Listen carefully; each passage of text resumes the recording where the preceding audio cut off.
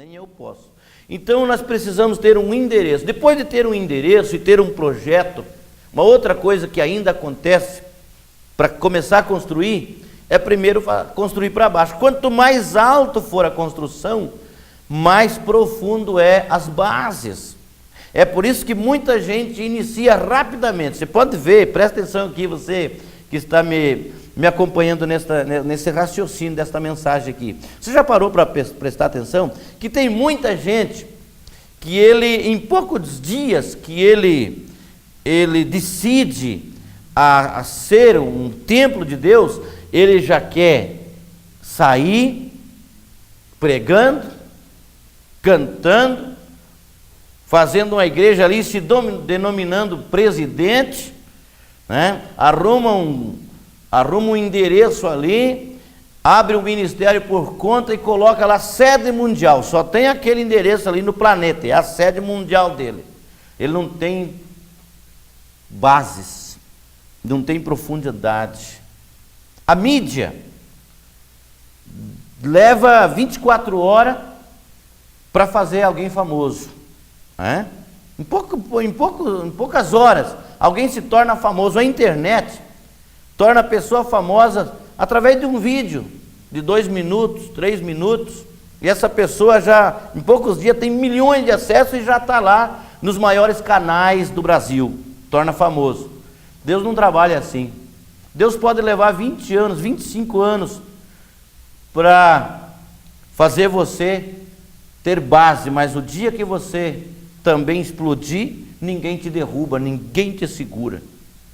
Então, você pode prestar atenção em outro detalhe. Tem muitas pessoas que surgem e em poucos dias falam assim: rapaz, o cara cantou uma música aí, vendeu milhões de cópia em poucos dias. E aí tem aquele outro que vem cantando, pregando, pastoreando, dirigindo há tantos anos e às vezes ainda está no anonimato. Só que ele vai mais 50 anos para frente e ninguém derruba ele. É aquele que surgiu a semana passada e já fez milhões de fãs, some, desaparece e você não vê mais falar nele, ele não tem bases. Então é preciso ter um endereço, é preciso ter um projeto, mas é preciso lançar as bases. Bases. E esse é o que ninguém vê. Ninguém vê. Buraco? Ninguém vê. Suor derramado dentro de buraco de alicerce, ninguém vê. Gemido de alguém fazendo buraco no barro para construir, ninguém vê, ninguém ouve. Investimento em bases, ninguém vê. Mas são elas que dão sustentáculo para uma construção. Depois disso, e engraçado que o texto diz aqui que nós somos edificados numa pedra, numa rocha que é Cristo. Então, construção altíssima, grande, é preciso lançar bases que vão até a firmeza da rocha. Se você quer ter um grande edifício, não faz as tuas bases em cima do barro não, viu? Porque já o teu edifício pende e cai, e fica igual a torre de Pisa, né? Fica torta lá, tá bom? Então não faça isso não, lance as tuas bases até a rocha que é Cristo. Olha que lindo isso aqui. Olha que lindo. Endereço, projeto, fundamento. Agora sim, agora começa as paredes. 4 paredes de um templo de Deus. Então vamos falar um pouco sobre essas 4 paredes de um templo de Deus. Parede do lado direito. Parede direita. Não existe nenhuma construção sem ter essas 4 paredes. Ou existe? Não, né? Então vamos falar da parede do lado direito. Tem endereço, tem projeto, tem base. Agora começa a se construir uma parede aqui, ó. Aliás, elas podem ir todas crescendo junto, mas vamos falar da parede do lado direito. Como é que é? Direito, para mim aqui na tela, direito é de um jeito, a tua aí na frente, a direita é outra, né? Mas você está me entendendo. A parede direita é a parede familiar. Parede familiar. Não faça da parede familiar, da sua construção espiritual, uma parede machucada, ferida, torta, mal feita.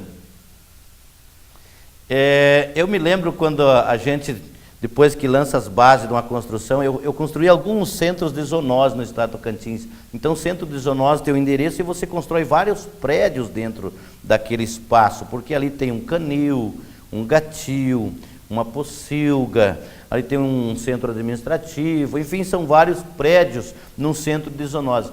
Então, a gente tinha como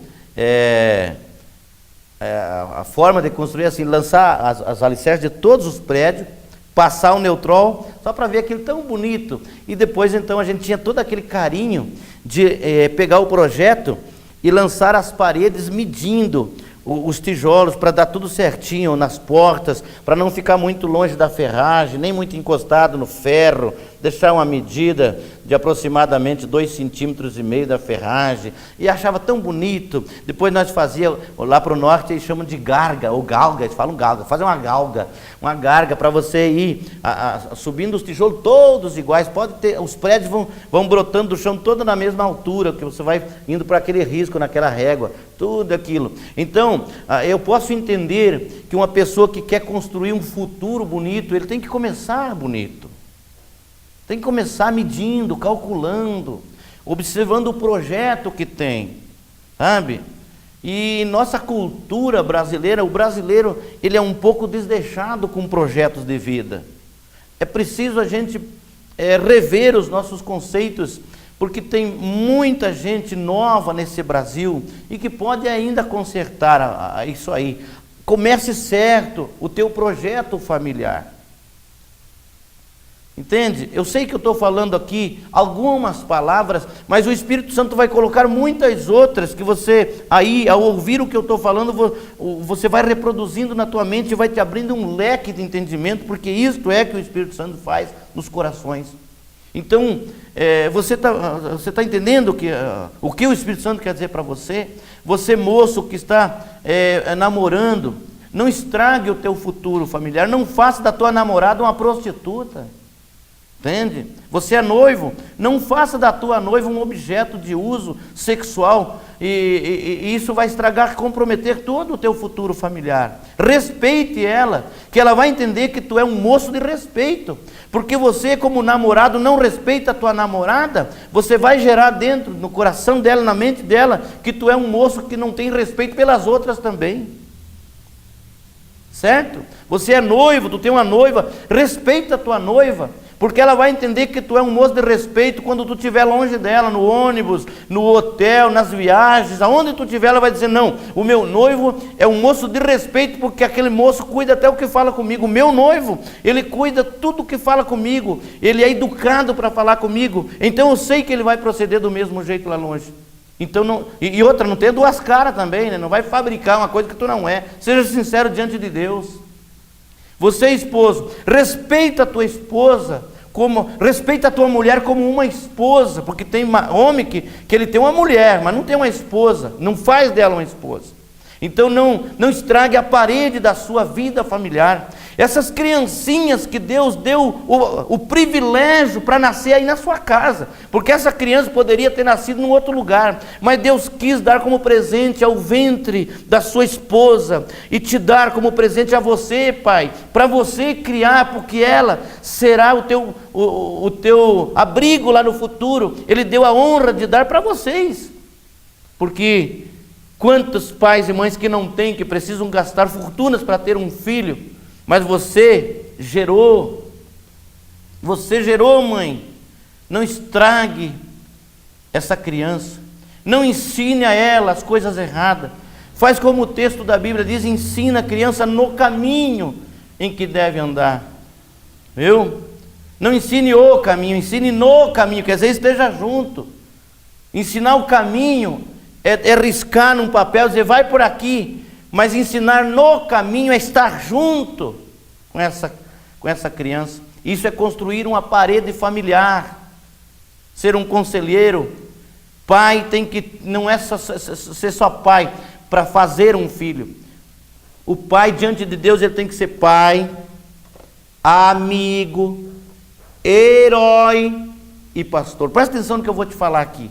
Quando um filho cai numa dificuldade, porque os filhos caem em dificuldades, todo jovem, todo adolescente ele erra.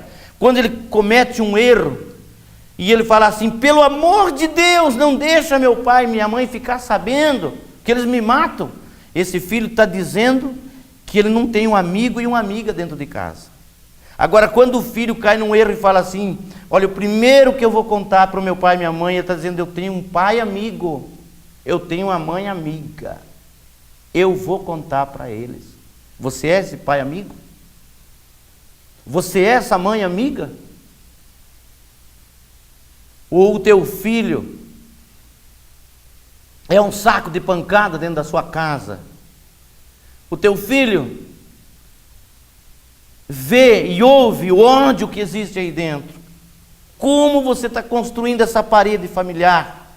Como o Espírito Santo vai morar aí dentro? O texto diz que nós crescemos como um edifício para a morada do Espírito Santo. E aí você me diz assim: rapaz, eu tenho Deus. Não. Então a Bíblia é um livro de mentira. Ele está dizendo que aqui somos edificados sobre um fundamento que é Jesus, que crescemos bem ajustado para a morada do Espírito Santo. Parede familiar, a parede direita. Parede esquerda, a parede social. Olha aqui, ó, olha aqui para mim. A parede familiar precisa construir certo, mas ao mesmo tempo social. Você não pode ser um antissocial. Você não pode sair xingando todo mundo pela rua. Você não pode sair brigando no trânsito. Você não pode perturbar os moradores da cidade com a sua moto, com o seu carro. Você não pode dar o tombo no comerciante. Afinal de contas, você tem uma sociedade e você precisa construir essa parede social. Você não pode sair por aí rebentando o para-brisa do carro dos outros, quebrando a vidraça da loja, apedrejando os outros. Não, você tem que construir a tua parede social. Você tem que conviver com a sociedade. Você precisa respeitar o dono da loja que comprou, que investiu, que colocou milhões ou milhares de reais ali dentro para te vender e confiou em você. Vai lá pagar ele está aguardando você. Ele está esperando você. Ele